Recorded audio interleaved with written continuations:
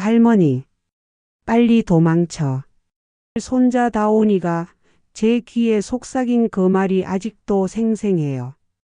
작은 손으로 제 옷깃을 꽉 잡고 떨리는 목소리로 말하던 그 순간 눈동자에는 제가 한 번도 본 적 없는 공포가 가득했어요. 다온아, 무슨 일이야? 제가 물어봤지만 다온이는 대답 대신 자꾸 뒤를 돌아봤어요. 마치 누군가가 듣고 있을까 봐 무서워하는 것처럼요. 다온이가 제 손에 작은 쪽지를 쥐어주며 말했어요. 할머니만이 우리를 구할 수 있어요. 8살 아이의 입에서 나온 말이라고 믿기 어려웠어요. 그 순간 저는 알았습니다. 뭔가 심각한 일이 벌어지고 있다는 걸요. 그날 이후 저는 한 번도 겪어보지 못한 무서운 하루를 보내게 되었어요. 제가 사랑하는 가족들이 위험에 처해 있다는 사실을 알게 된 거죠. 안녕하세요. 올해 67세 이춘옥이라고 합니다. 오늘 여러분께 들려드릴 이야기는 얼마 전 제가 직접 경험한 일이에요. 제 아들 현훈의 집에서 일어난 일인데 정말 심장이 두근거렸습니다. 혹시 여러분도 가족 중에 뭔가 이상한 기운을 느끼신 적 있으신가요? 67년을 살면서 이런 일을 겪을 줄은 꿈에도 몰랐어요. 그럼 이제 시작해 볼게요. 끝까지 집중해서 들어주세요. 일막수상한 초대. 어머니, 이번 주말에 저희 집에 오셔서 식사하시죠. 그날은 목요일 저녁 8시였어요. 현우가 갑자기 전화를 걸어왔을 때 저는 정말 기뻤어요. 요즘 바쁘다며 연락도 뜸했던 아들이 먼저 초대를 해주다니요. 그래, 좋다. 다온이도 보고 싶었는데 잘 됐네. 네. 그럼 토요일 이 시점 오세요. 수진이가 정성껏 준비할게요. 그런데 이상했어요. 현우의 목소리가 평소와 달리 어딘가 어색했거든요. 마치 대본을 읽는 것 같은 느낌이었달까요? 그리고 보통이라면 어머니, 보고 싶었어요 라고 말했을 텐데 그런 말이 없었어요. 더 이상한 건 전화를 끊기 전에 뭔가 웅얼거리는 소리가 들렸다는 거예요. 마치 누군가와 작은 소리로 이야기하는 것 같은. 현우야, 거기 누구 있니? 아니에요. 아무도 없어요. 그럼 토요일에 봬요. 급하게 전화를 끊는 현우였어요. 그날 밤 저는 왠지 모를 불안감에 잠을 이루지 못했어요. 토요일 오후 저는 현훈의 집 앞에 섰습니다. 강남에 있는 30평대 아파트예요. 현우는 IT 회사를 운영하고 있어서 그런지 꽤 괜찮은 곳에 살고 있어요. 그런데 이상한 점을 발견했어요. 평소에는 항상 깨끗했던 현관 앞에 담배꽁초가 여러 개 떨어져 있었거든요. 현우는 담배를 피우지 않는데, 그리고 담배꽁초들이 모두 같은 브랜드였어요. 마치 한 사람이 오랫동안 기다리면서 피운 것 같았죠. 초인종을 누르자 현관문이 열렸어요. 하지만 평소보다 오래 걸렸어요. 마치 누군가 확인하고 있는 것 같았달까요? 현우가 나왔는데 그의 모습을 보는 순간 제 마음에 묘한 불안감이 스쳤습니다. 어머니 오셨네요. 환하게 웃는 현우였지만 뭔가 달랐어요. 눈가에 피로가 가득했고 평소보다 10kg는 빠진 것 같았어요. 손을 보니 손톱을 물어뜯은 흔적이 있었거든요. 우리 현우는 어릴 때부터 스트레스를 받으면 손톱을 물어뜯는 버릇이 있었어요. 현우야, 요즘 일이 많이 힘드니? 얼굴이 많이 상했네. 아니에요, 괜찮아요. 어서 들어오세요. 현우는 제 질문을 대충 넘기며 집 안으로 안내했어요. 하지만 저는 놓치지 않았습니다. 현우가 대답할 때 눈빛이 흔들렸다는 걸요. 그리고 계속해서 휴대폰을 확인하는 모습도요. 집 안으로 들어가면서 또 다른 이상한 점을 발견했어요. 평소에는 현우가 좋아하는 클래식 음악이 항상 흘러나왔는데 오늘은 집 안이 조용했어요. 너무 조용해서 오히려 무서울 정도였죠. 그리고 거실 테이블 위에 있던 가족 사진들이 모두 뒤집어져 있었어요. 어머니, 오셨어요? 거실에서 나온 수진이 반갑게 인사했어요. 수진은 정말 착한 며느리예요. 결혼한 지 7년째인데 한 번도 저에게 불손한 말을 한 적이 없어요. 그런데 오늘의 수진을 보며 저는 깜짝 놀랐습니다. 수진아, 많이 마른 것 같은데 어디 아프니? 아니에요, 괜찮아요. 어서 앉으세요. 수진의 얼굴은 두터운 화장으로 가렸지만 눈 밑에 다크서클이 짙었어요. 그리고 무엇보다 이상한 건 수진이 계속해서 소매를 내리며 손목을 가리려고 한다는 거였어요. 제가 수진의 손목을 잡는 순간 깜짝 놀랐습니다. 손목에 시계로 가린 자국이 있었거든요. 뭔가에 눌린 듯한, 아니 묶인 듯한 자국이었어요. 수진아, 손목이. 그냥 문에 부딪혀서요. 별거 아니에요. 수진은 급하게 소매를 내리며 말했어요. 하지만 저는 믿기 어려웠습니다. 문에 부딪혀서 저런 자국이 생길 리가 없거든요. 더욱이 양쪽 손목에 모두 있었어요. 그때 수진이 물을 가져다 주면서 손이 떨리는 걸 봤어요. 받을 때 수진의 손이 차가웠어요. 마치 얼음처럼. 수진아, 혹시 감기 기운이라도 있니? 손이 너무 차갑니네. 아니에요.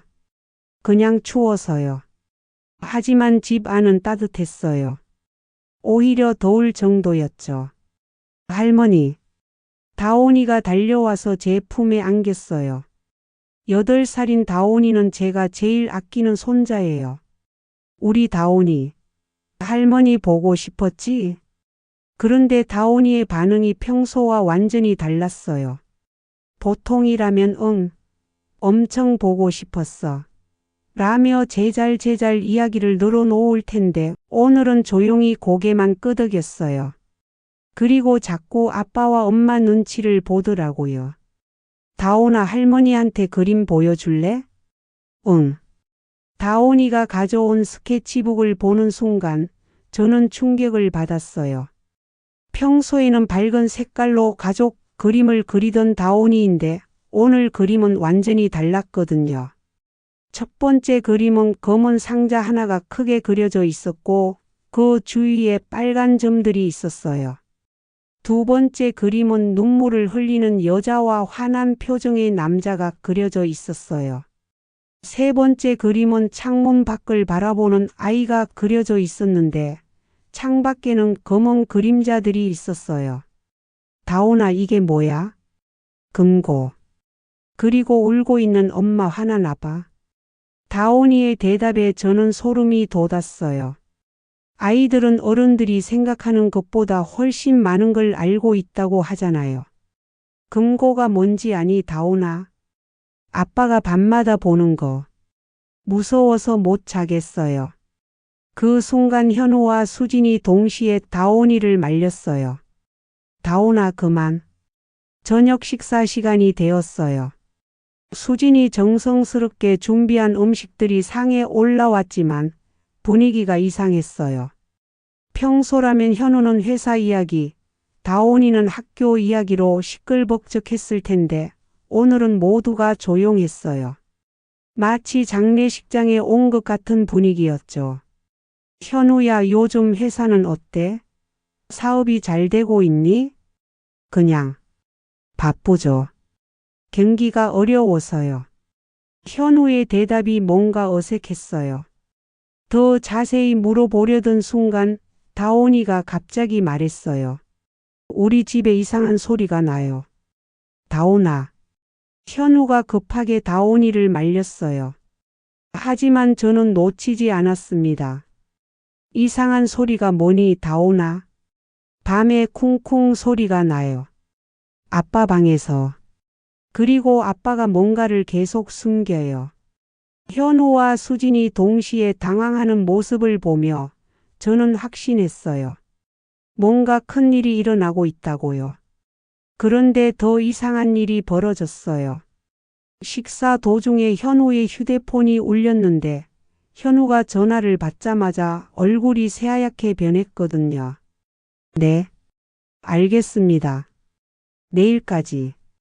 전화를 끊은 현우는 수진과 의미심장한 눈빛을 주고받았어요. 현우야, 누구 전화했니? 회사에서요. 급한 일이 생겨서. 하지만 현우의 대답은 확신이 없어 보였어요. 그리고 수진이 그 순간 포크를 떨어뜨렸어요. 화장실을 다녀온다며 집 안을 둘러보기 시작했어요. 복도를 지나면서 발견한 것들.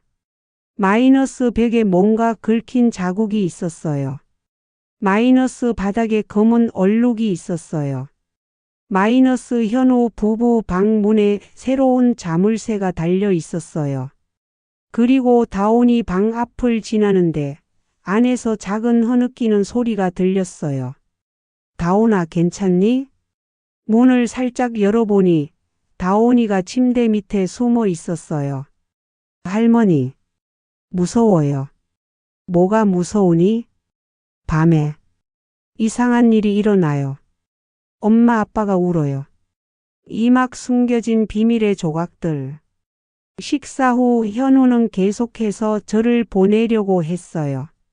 어머니, 오늘은 일찍 가시는 게 좋을 것 같아요. 날씨도 안 좋고. 그리고 내일 일찍 나가야 해서요. 밖은 맑았는데 무슨 소리인지 모르겠더라고요. 게다가 일요일인데 어디를 일찍 나간다는 건지. 아직 일러잤니? 다온이랑 더 놀다가 갈게. 그래도 현우가 계속 재촉하는 모습이 너무 이상해서 저는 화장실에 간다며 집 안을 둘러보기로 했어요. 복도를 지나는데 현우 부부의 방에서 이상한 소리가 들렸어요. 쿵 하는 소리였어요. 마치 뭔가 무거운 것을 바닥에 떨어뜨린 것 같은. 다온이가 말한 그 소리였어요. 그런데 이상한 건 방 안에 아무도 없었다는 거예요. 현우는 거실에 있었고 수진이는 주방에 있었거든요. 그럼 그 소리는 대체 어디서 나온 걸까요? 조심스럽게 방문을 열어보니 방 안이 평소와 달랐어요. 옷장이 조금 열려 있었고 바닥에는 뭔가 끌린 자국이 있었어요. 그때 또 쿵 소리가 났어요. 옷장 안에서요. 옷장 안을 들여다보니 뒤쪽에 뭔가 검은 것이 보였어요. 그런데 그것이 무엇인지 정확히 알 수 없었어요. 화장실에서 나오는데 다온이가 제 옆으로 살금살금 다가왔어요. 할머니. 다온이가 제 귀에 속삭였어요. 할머니, 빨리 나가세요. 왜? 무서워요. 아빠가 이상해졌어요. 다온이의 말에 저는 깜짝 놀랐어요. 현우는 다온이를 너무나 사랑하는 아빠예요. 그런 현우를 다온이가 이상하다고 한다니. 다온아, 무슨 일이 있었니? 아빠가 밤마다 방에서 뭔가를 하고 있어요. 그리고 엄마가 계속 울어요. 그때 현우의 목소리가 들렸어요. 어머니, 어디 계세요? 다온이는 재빨리 제 손에 작은 쪽지를 쥐어주고는 자기 방으로 달려갔어요. 그런데 가면서 작은 목소리로 말했어요. 할머니, 엄마를 도와주세요. 현우가 다가오기 전에 저는 급하게 쪽지를 주머니에 넣었어요. 어머니, 거기서 뭐 하세요? 화장실 다녀왔어. 현우는 의심스러운 눈빛으로 저를 바라봤어요. 평생을 키운 제 아들이 저를 의심하다니. 마음이 아팠습니다. 하지만 더 이상한 것은 현우가 자꾸 시계를 보면서 불안해한다는 거였어요. 마치 정해진 시간이 있는 것 같았어요. 현우야, 혹시 약속이라도 있니? 아니에요. 왜 그러세요? 하지만 현우의 대답은 너무 빨랐어요. 마치 미리 준비한 대답 같았죠. 집에 돌아온 후 저는 다온이가 준 쪽지를 펼쳐봤어요. 우리 가족이 위험해요. 엄마 대신 할머니가 지켜주세요. 금고 비밀번호는 엄마 생일이에요. 1027. 8살 아이가 쓴 글씨치고는 너무나 정확했어요. 다온이가 얼마나 절박했으면 이런 글을 썼을까요? 하지만 더 충격적인 건 쪽지 뒷면에 작은 그림이 있었다는 거예요. 검은 상자와 함께 빨간 점들이 그려져 있었어요. 그리고 그 밑에 작은 글씨로 3일이라고 써 있었어요. 3일이 뭘까요? 남은 시간일까요? 아니면 수진이의 생일이 10월 27일이라는 걸 저는 기억하고 있었어요. 저는 그날 밤 한숨도 잘 수 없었어요. 다음 날 아침 저는 다시 현우에게 전화를 걸었어요. 현우야, 어제 고마웠어. 그런데 다온이가 어머니 지금 바빠서요. 나중에 전화 드릴게요. 또 현우가 전화를 급하게 끊었어요. 평생 저에게 이런 적이 없었는데 30분 후에 다시 걸어봤지만 받지 않았어요. 문자를 보내도 답이 없었고요.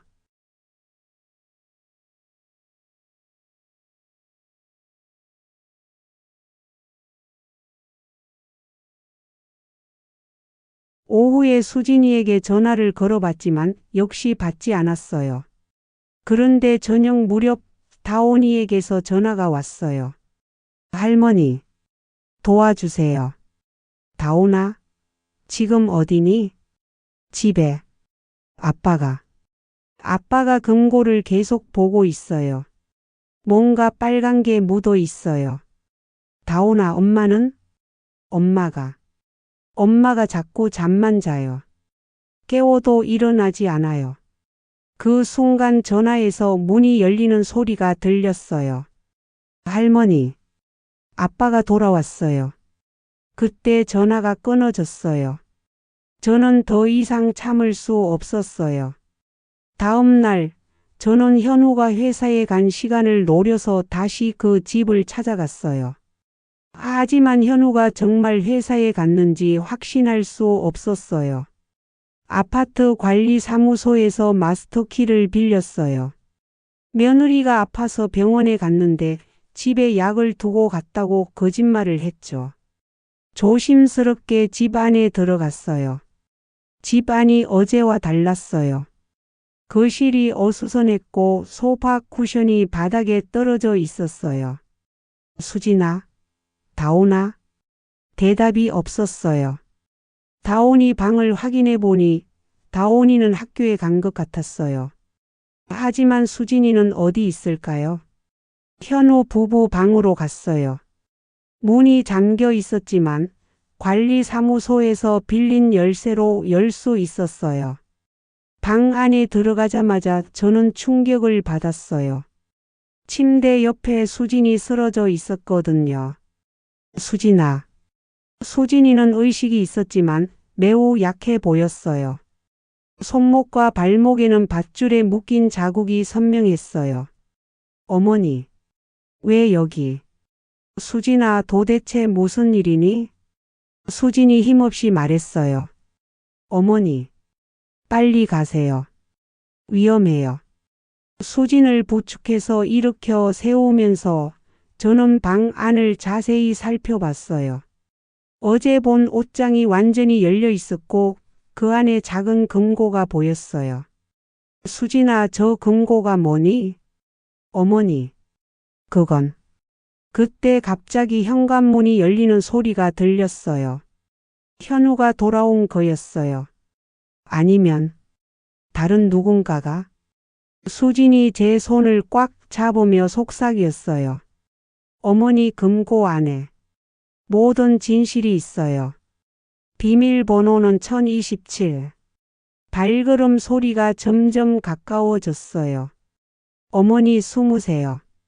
그런데 이상한 일이 벌어졌어요. 발걸음 소리가 두 명분이었어요. 현우 혼자가 아니었던 거죠. 수진의 얼굴이 더욱 창백해졌어요. 어머니, 이제 정말 위험해요. 거실에서 낮은 목소리들이 들렸어요. 현우의 목소리와 모르는 남자의 목소리였어요. 시간이 다 됐어. 오늘 안에 해결해야 한다고 했잖아. 알겠습니다. 하지만은 무슨. 빨리 가져와. 산막 진실과 결말. 저는 수진과 함께 옷장 안에 숨었어요. 그리고 금고를 열어봤어요. 1027. 수진이의 생일이었죠. 금고 안에는 놀라운 것들이 들어 있었어요. 사업 계약서들, 은행 서류들, 그리고 협박 편지들이었어요. 현우가 사기를 당했다는 게 아니라 누군가에게 협박을 받고 있었던 거예요. 빚을 대신 갚으라는 협박을요. 그때 방문이 열렸어요. 어머니, 현우가 우리를 발견했어요. 그 뒤에는 정장을 입은 낯선 남자가 서 있었고요. 현우야, 이게 다 뭐니? 현우의 눈에서 눈물이 흘렀어요. 어머니, 죄송해요. 제가 잘못했어요. 경찰서에 갔어요. 금고 안에 모든 증거를 가지고요. 현우는 사업 파트너에게 사기를 당해 빚을 떠안게 됐고 그들이 계속 협박해 왔던 거였어요. 한 달 후 현우를 괴롭혔던 사람들이 모두 잡혔어요. 지금 우리 가족은 다시 평온해졌어요.